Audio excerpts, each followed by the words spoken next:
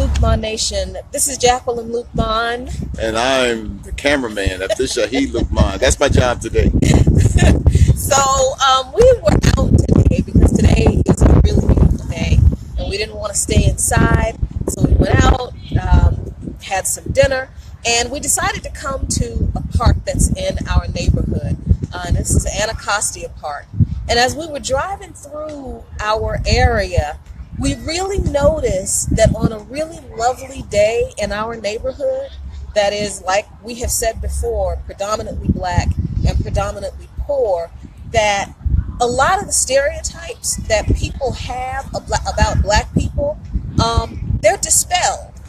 Every Saturday, we're out, and it's really nice because we go through our neighborhoods and we see what people say don't exist in our neighborhoods, and we've always seen this. So this caricature, this stereotype of black neighborhoods and black families has really been pushed, and it's a part of this concerted propaganda campaign to dehumanize black people on every level. Our families are dysfunctional. Our kids are dysfunctional.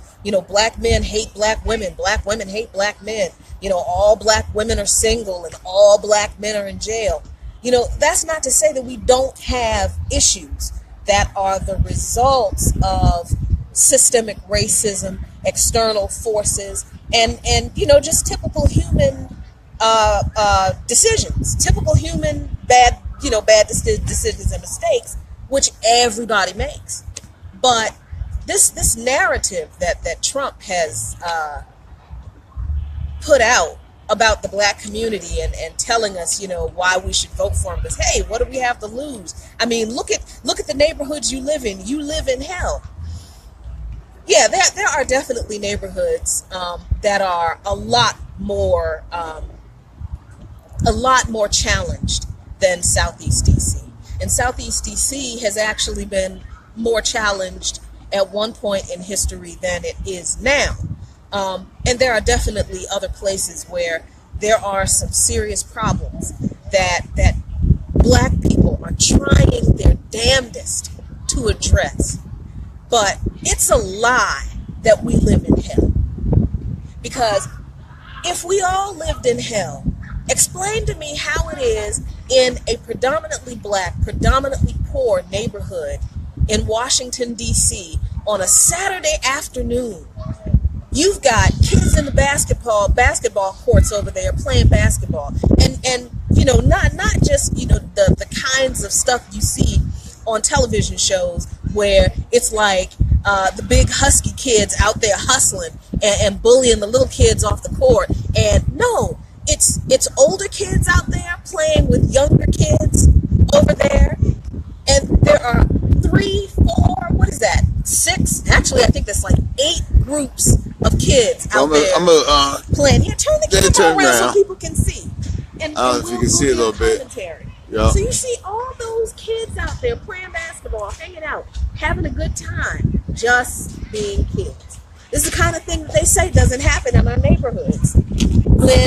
When I was a little kid, this building behind me looked like a palace because this was the skating rink that we would come to. Mr. Freddie in our neighborhood would when he would bring his kids out to the skating rink, he would always bring a bunch of other kids in the neighborhood. So who was Mr. Freddie? Mr. Freddie was like this wealthy guy. We thought he was wealthy. I don't know if he's actually wealthy or not, but I know that Mr. Freddie lived in an apartment building that he had converted to a house. And Mr. Freddie had a nice car. As far as we knew, Mr. Freddie had a nice job. But Mr. Freddie never looked at the other families on the block who were poor as less than him. And he didn't treat any of the kids in the neighborhood as if they were different than his kids or like his kids were better than us. We all played together. When Mr. Freddie's kids came to the skating rink, we came to the skating rink because Mr. Freddie would bring us. And we would be all out here skating in this skating rink. And when we pulled up to park, I got so emotional because I hadn't actually been over here in to this skating rink. And I remember when I was a little kid, this joint being like so much bigger.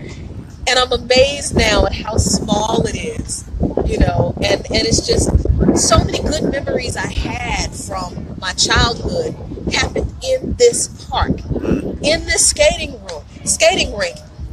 Over here by the Anacostia River was where my uncle and my aunt and my mom would bring me and my cousin, and we would have cookouts, picnics out here. And my Uncle Junie had this dog named Bear who loved to swim, and he didn't know that until one day we all came out here on the bus, mind you. Nobody had a car back then. We all packed our lunch and stuff and got on the bus and rode out here and came to the park. And Uncle Junie had Bear in a canvas bag on the bus.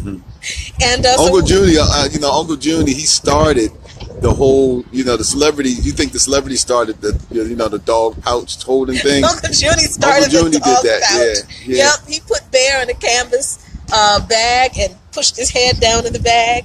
And when we got out here to the park, Bear was running around and we were playing with Bear. And the next thing we know, Bear jumped in the river. and Uncle Junie's freaked out because he thinks his dog is going to drown, and we're freaking out because, oh my God, the dog is going to drown. Bear swam like it was second nature to him. He had a great time. So Uncle Junie fished him out, fussed at him, and then Bear jumped in again. I mean, it's that kind of stuff that coming out here to this park in the middle of a predominantly black, predominantly poor neighborhood where I have always seen black families be families that make up so many of the memories of my childhood. And I'm so happy to be able to come out here and share this with my husband, who this is the first time he's been to Anacostia Park since we've been married. And I'm so happy to see that the stereotypes still aren't true about us. Because right now, you've got families walking the track. I can't remember how long the span of the park is. I think it's 2 miles. But you got families walking the track out here for exercise. You got families over here having cookouts. Oh, we must have seen parties. like 8, 9 cookouts. Yeah, they were like cookouts all along the park. There are people out here fishing. There are fathers out here with their fishing poles teaching their kids how to fish. All day long we've been out. We've been seeing people out with their families. The things that the media says about us doesn't happen. Black men being with black women. Black fathers out here with their black children. Us out here spending quality time with our babies, being families. And this is the everyday stuff black people do that people like Donald Trump and people before him, the media, everybody else said doesn't exist. Or even the Negro whisperers. Especially the Negro whispers. Listen, we keep it real here in Luke My Nation. We're the only currency that exists in Luke My Nation is truth. So we're not going to sugarcoat anything. It's not that we don't have problems in the black community. Yeah, we do. Like I said, like I started, for those of you who are late, we deal with problems that are the result of institutional racism, external pressures, and from, some individual people's bad decisions. But that happens. The individual bad decisions, everybody does that. White people make stupid decisions and complicate their lives. You don't see anybody pathologizing the entire race of white people because a bunch of white girls have babies out of wedlock. Do you know? Well, they definitely didn't. They're definitely not pathologizing white behavior with the opioid epidemic that's going on. No, that's a health disproportionately crisis. Affecting, a lot of the white youth. Yeah, that's a health crisis. We had governors, Republican governors like Chris Christie, holding press conferences talking about we need to do something about this. This is a national emergency. But when our kids were dealing with crack, you've seen us talk about that. You've seen me stream from my old neighborhood, which is actually not that far from here. And the devastation that we can still see, we are just now slowly recovering from it.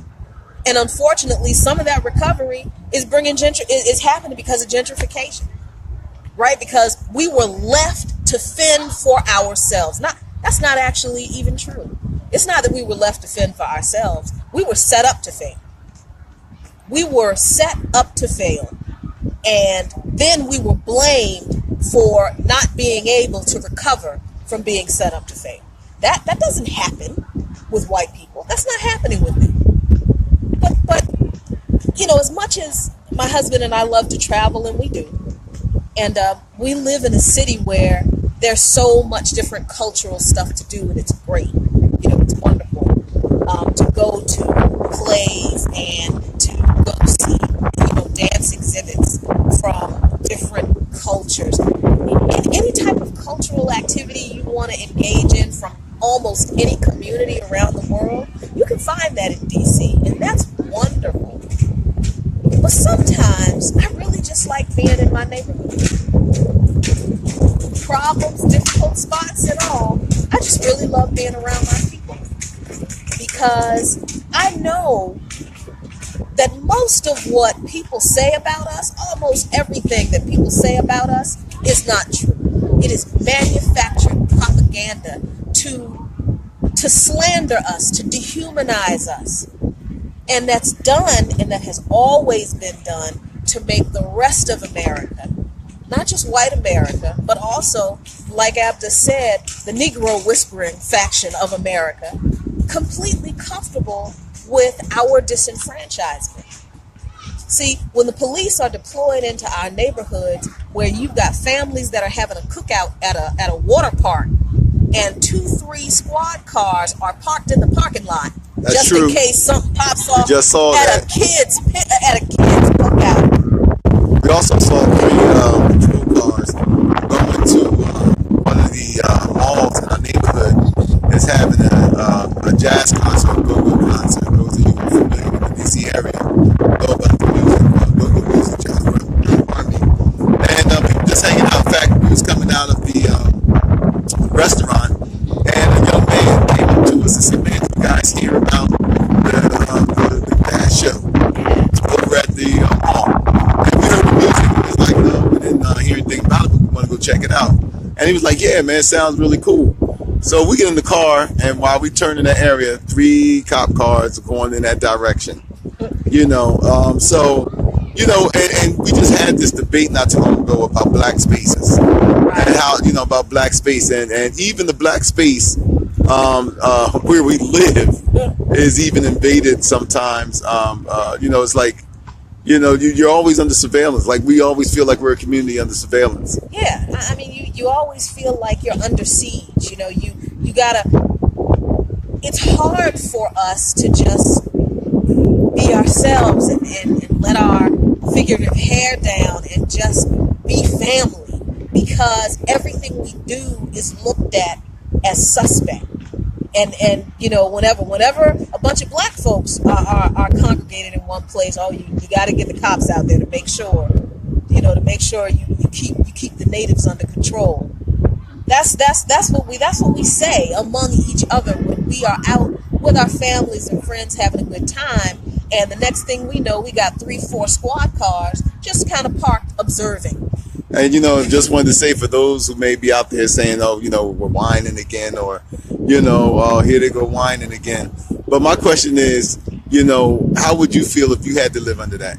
Right. How would you feel like in the neighborhood that you live in, wherever you live in, that you are constantly under surveillance, that, just having time with your family in the park, that the police deem it necessary to show this show of force? Not that we're against the police being anywhere. I mean, the police definitely add, a sort of assurance of protection. Mm-hmm. But in our neighborhoods, it's not just assurance of protection. I mean, they there, like almost like an occupying army. Right. So if you were under those conditions, or your family had to live under those conditions, ask yourself, how would you feel that that you live in a community that is basically everyone is viewed as suspect? Right.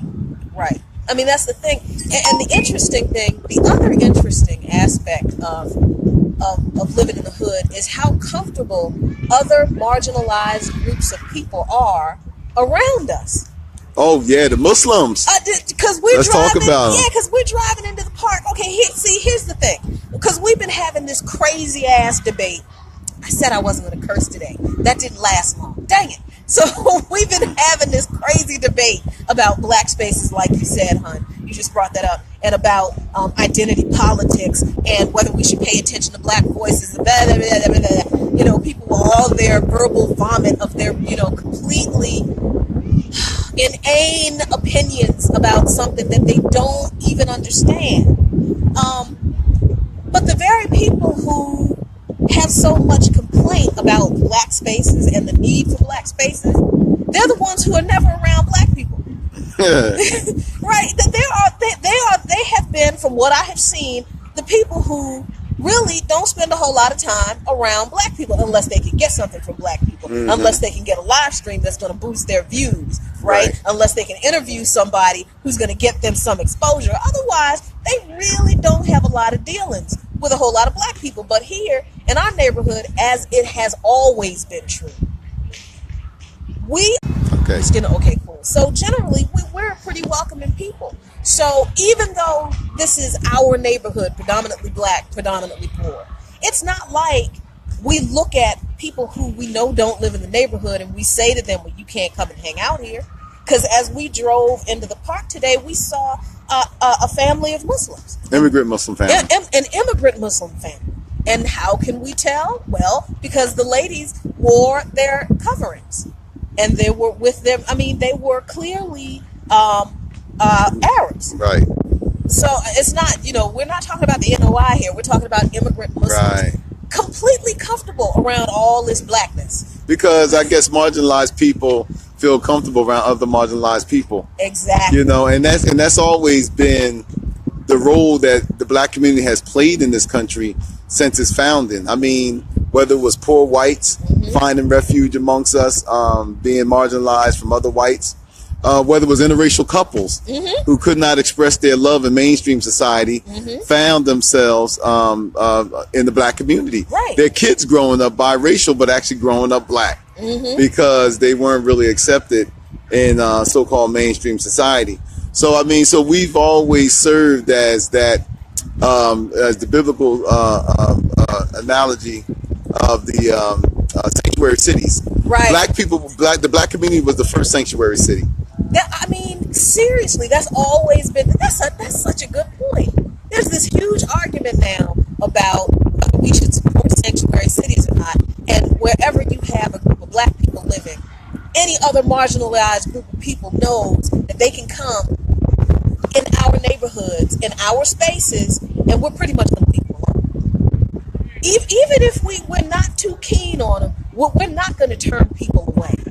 On Sundays in this same park, you'll see 2 or 3 soccer games going on. All Hispanics, almost all Hispanics, and now some Ethiopians are joining in. That's been happening for probably 5-7 years. So, I mean, it is so frustrating for me, and I have to remember the demographics in this country and the way the demographics are. Most white people don't live around black people. So most white people don't understand why we talk about the things we talk about so much, because you don't live them. You don't live them and you don't see them. You have no experience with them.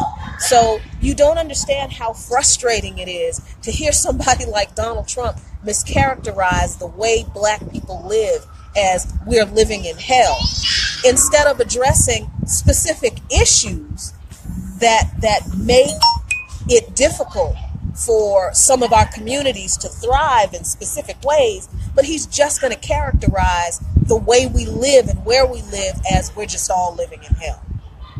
And that suggests that there's something wrong with the people who live there. What is hell? It's punishment for a life of sin. Exactly. That's That's what we all know it to be. That's- That was explained to us. Yeah, I mean, in the Western mind, hell is punishment for a life of sin. In the minds of people of faith in other parts of the world, hell may not be punishment for a life of sin, but it is separation. Nobody wants to go there. Nobody wants to. Hell is an undesirable place to nobody wants everybody. to go there. Yeah, right. Hell is not like, hey, I want to go see what hell is like. Right. So if hell is an undesirable place for every group of people on the planet, regardless of what you believe, doesn't that suggest that there is something wrong with the people who end up there? So these kinds of comments coming from anybody, but especially now the President of the United States, they're not innocuous. They're not innocent comments. They're not, and he's not really talking about our neighborhoods. You see, he's talking about us. Because if we live in hell, then there must be something wrong with us that we deserve to be here.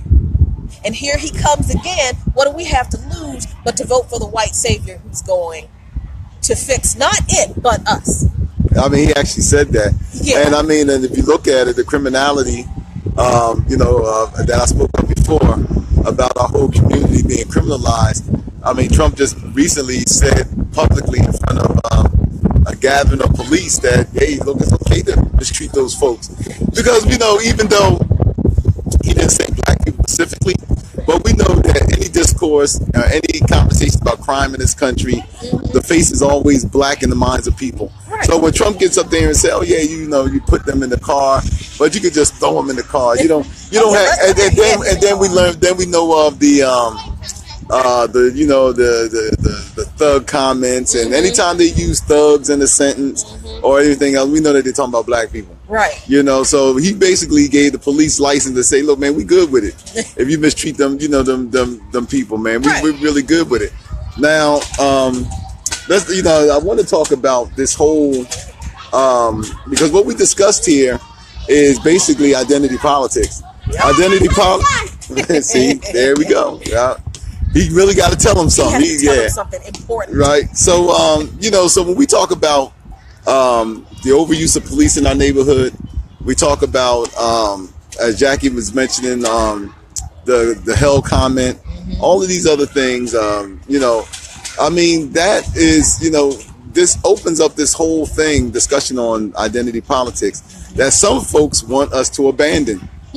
I haven't really had my say on this because, I'm on the road, but, I've been following it, man. And Jack, you've been catching a lot of grief behind a couple of things. What's new? What's new? But what? So what's your take on it? Because I've been waiting for your response. Well, I mean, my response is that we've always been a victim of identity politics. I mean, if you want to combine the whole thing of this whole silly discussion of working with racists and working with the alt-right, which is so silly. I mean, the identity politics that we were victims of, we can go all the way back to when the first slave ship landed here. Right. And our disenfranchisement, whether it was through slavery, whether it was through the slave codes, whether it's through the Runaway Fugitive Act, right, the Fugitive Slave Act, whether it was convict leasing and all of these. I mean, all of this stuff was put in place by people in power who had the power to legislate law. Right. And they did that solely because of our identity or the identity of our ancestors. So, I mean, so this amnesia that we suffer so well in this country, that now all of a sudden now, post Barack Obama, that there is no more need to discuss identity politics. First of all, it's racist within itself. Oh, how about that? Because the racism in it is once again saying that it's basically another attempt,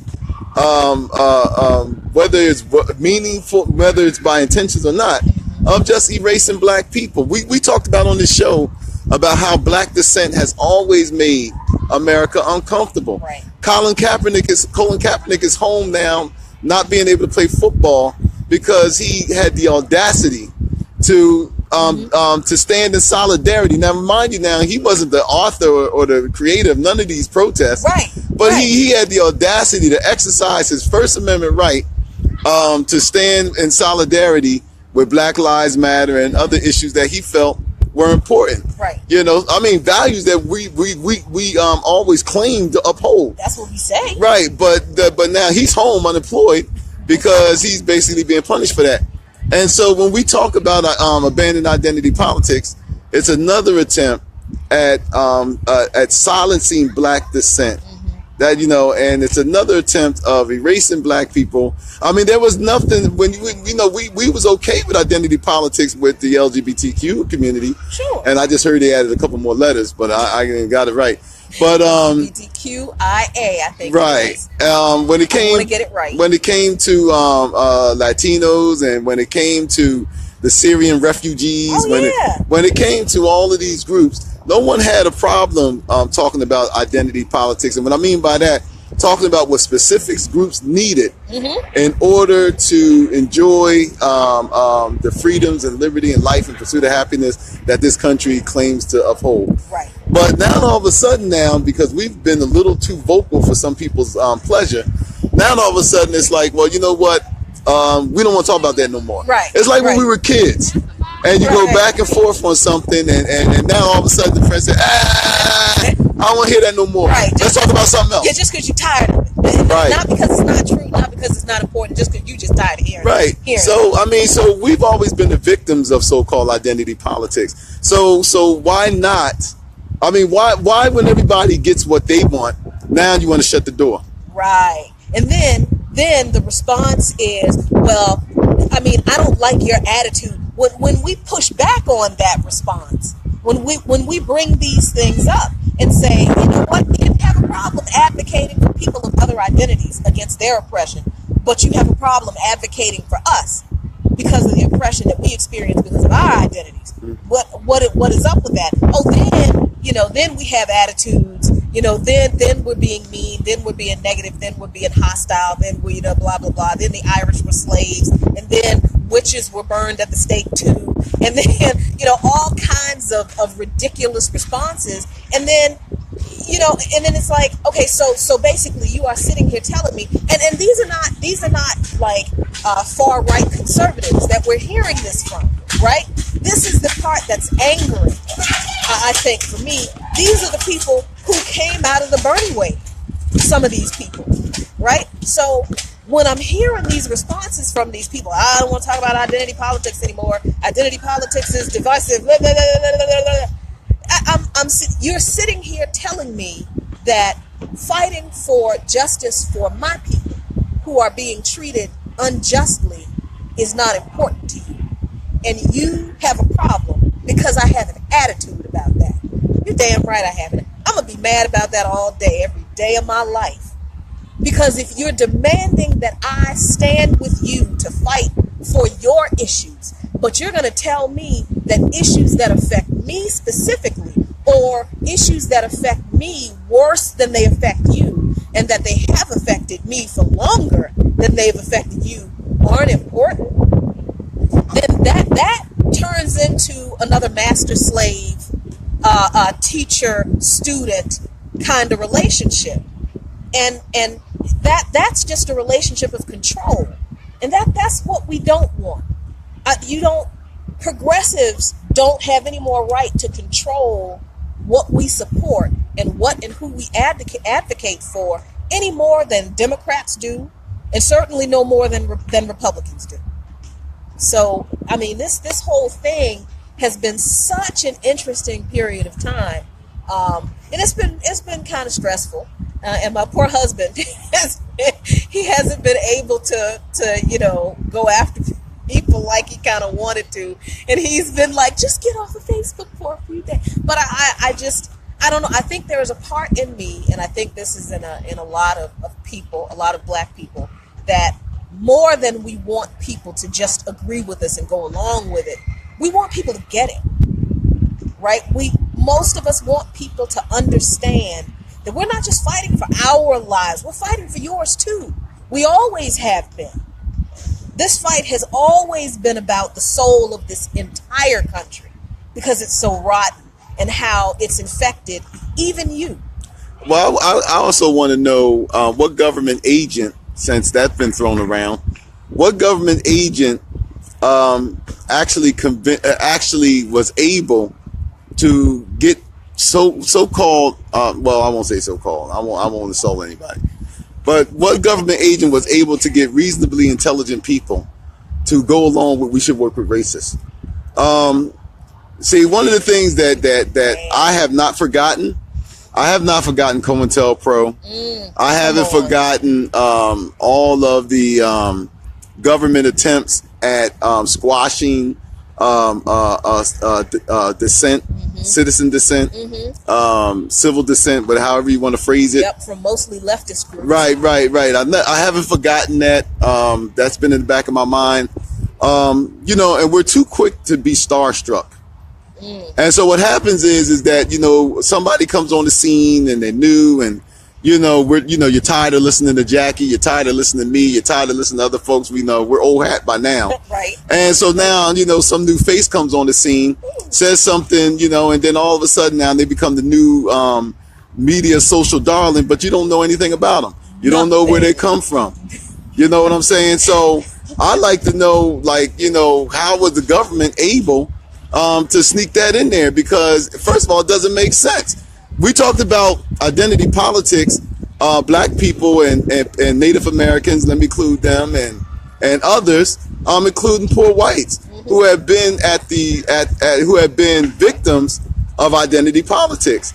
And then all of a sudden now, someone had the bright idea to work with the same people whose predecessors who thought like them were the ones who legislated and authored all this stuff. Right. And were the creators of all this stuff. So now somebody, and you know what? Look, please, people, because you can find some black person to go along with this silliness does not mean that it makes any sense. Because see, I understand why some people have to walk the whole stroll. I understand why people have to put on their high heels and their lipstick and and have to work for that money. You know what I mean? I understand that, man. Get your hustle on.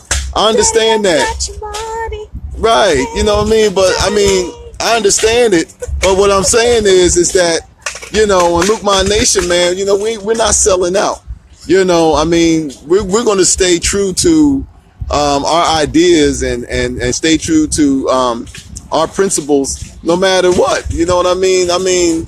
All right, we ain't got the money thrown at us like some people do, but you know what? We're not compromised by it either. Exactly. Exactly. But if you got to go, man, and go out there, man, and get your hustle on and put that dress on, man, and go up there and shake your tail and, whatever, for something that doesn't make any sense, then go right ahead and do it. You know what I mean? But in the long run, I don't think that it's worth it, because I think that to suggest that we work with racists, and just check that out. How silly that is. We can sit back all day long, as Jackie has given some incredible examples of how folks would go out of their way to make excuses not to work with the black community. Right. But all somebody got to do is come up with this silly idea about working with racists. And all of a sudden the skies open up, beams of light come down, and Eureka! Right. That's what we should do. Well, I got a newsflash, people. We've done that. How about that? We've done that before. How about someone actually tried to shut me down by using a quote from Booker T. Washington, saying that there are some people within the black community who don't want the racial scars to heal. They keep picking at the scab of racism, blah, blah, blah. And I was like, okay, first of all, I guarantee you don't know as much about Booker T. Washington as you think you do for you to use that quote in order to tell me that I shouldn't talk about racism. Because Booker T. Washington made that quote at a time when black people were being rounded up by white people and being lynched because black people were making economic gains that white people didn't think they should have. So Booker T. Washington was basically telling black people, okay, stay in your lane and maybe they'll stop killing you. Okay? Booker T. Washington was the same person who came up with the Atlanta Compromise. This is why I'm so angry at the let's work with racists. We both are at the let's work with racists idea, because it comes from people who don't give a damn about history. Not that they don't know, they don't care. Because if they cared about history, they'd know we've tried this before. Booker T. Washington came up with the Atlanta Compromise, where he told white society, listen here, we know that you hate us. And when we know that you don't want us involved in politics, we know that you don't want us making legislation for you. Okay, fine. We know that you don't want us passing laws to govern your lives. So I tell you what, we won't get involved in politics. We, meaning black people. This is a speech Booker T. Washington made in Atlanta, and it was called the Atlanta Compromise. Google it, look it up. He told white people, listen, black people will not get involved in politics. Black people we will let you continue to maintain the power structure that you enjoy. We just ask in return that you stop killing us and that you fund our education. And you allow us to be able to improve ourselves through education, and you allow us to have jobs. But y'all can still run the country. But you can still run it. Y'all can still run shit. Yeah. But just stop killing us.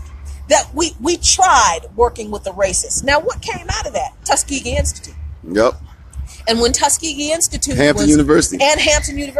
When Tuskegee and Hampton were founded, they were basically what we know today as vocational schools. Because the white people who founded those schools with their money didn't want black students to be learning the same kind of highly educated stuff, highly academic stuff that they were learning. They didn't want black people to be doctors. They didn't want black people to be lawyers.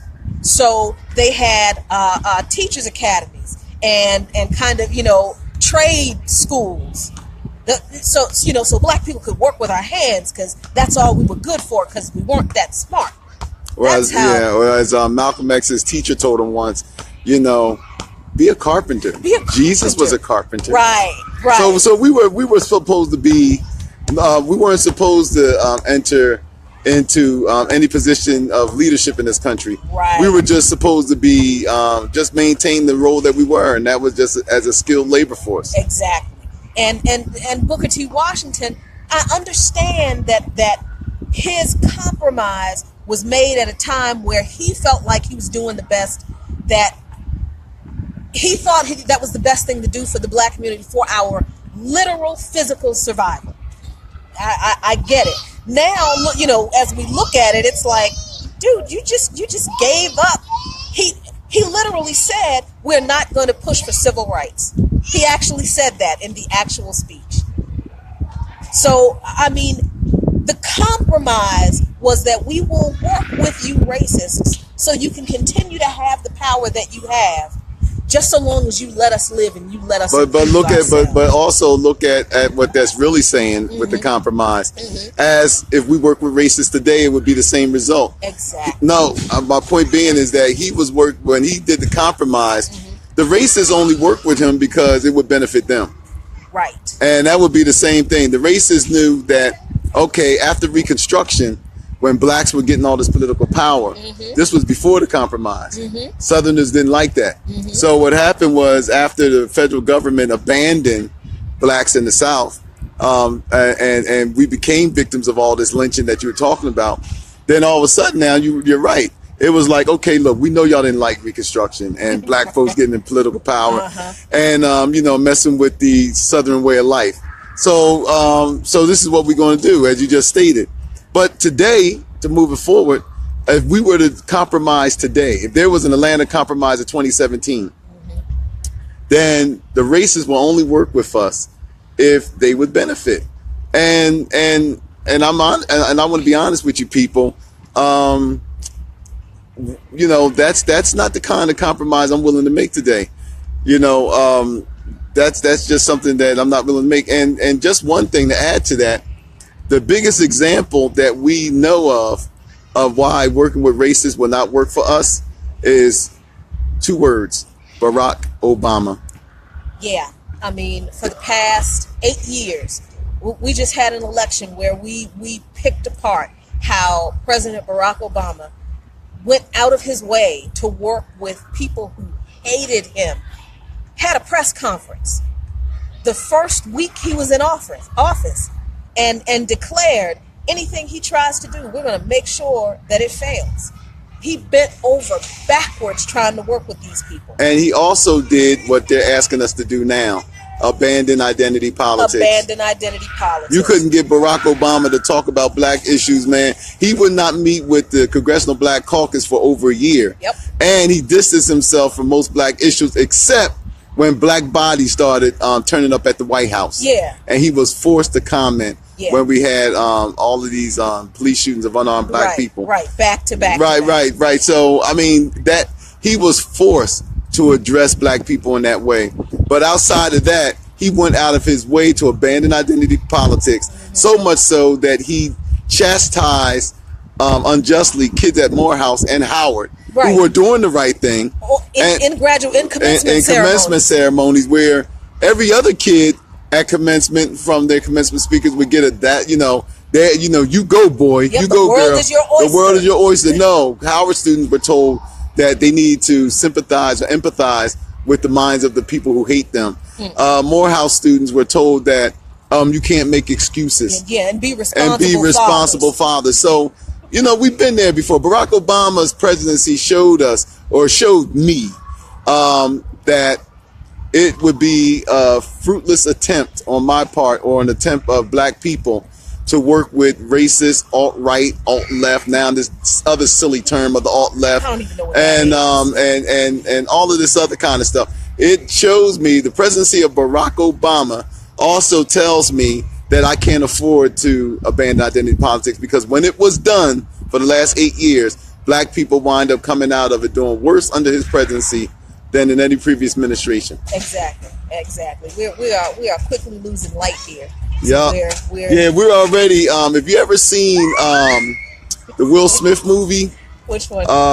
What's the one with the vampires come out? Oh, I Am Legend. Yeah, we're about that time, man, where they're about ready to come out. So, I mean, my watch is ticking. But anyway, I want to do some shout outs real quick. Lynn Mack, Sandy, Chanel, Tony Harrell, Lane Davis, Val, all you guys, man, and those who I can't remember your names, but thank you for tuning in. Thank you. Thank you guys, Christopher McMillan, and all you other guys for sharing the video. We're glad that you took the time out of your day to join us. And please, once again, stay tuned. Kier, I know you're on. Man, we're planning that Baltimore trip, man. The next couple of weeks, man, we're going to start this documentary. So we're going to be getting up with you too, man, on a meeting, so we can come down and start doing the groundwork for this. So, Jackie, any closing remarks? Just stay tuned for whatever it is we have planned in Luke Mon Nation. And listen, if you call yourself a progressive, if you're not fighting for everybody who has been disenfranchised in this system, then I think you need to rethink what you're calling yourself. Because progressivism is supposed to be about progressing toward equality and justice for all of us. Can't just be for your particular pet issues. Has to be for all of us. And if you dismiss the issues of some of us, then we're never going to get there. None of us will. So, thanks for watching. We're going to see if we can get a plate from some of our cousins. That's right. Peace.